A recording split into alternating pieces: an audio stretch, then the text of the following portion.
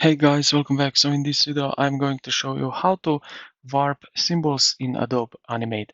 So first thing what you are going to do is select your symbol. Then what you're going to do is head over here to the left corner where you see this toolbar vertically and select Asset Warp Tool. And now what we are going to do is just pin a few section uh, of our body here.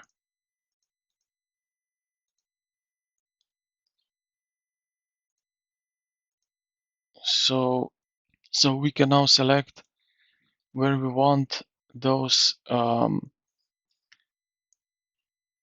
pins, as you can see here. And now what I can do with that, if I go back, I can move this now wherever I want. I can change the layout of this. I can also move this one here and twist it a little bit, as you can see.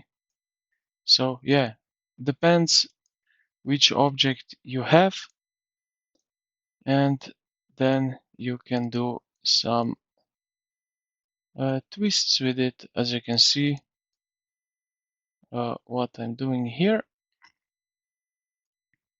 And yeah, this is pretty much it how you can do that. So I hope this video helped you out. If you did, consider to like the video and subscribe to the channel. Thank you for watching, and I will see you in the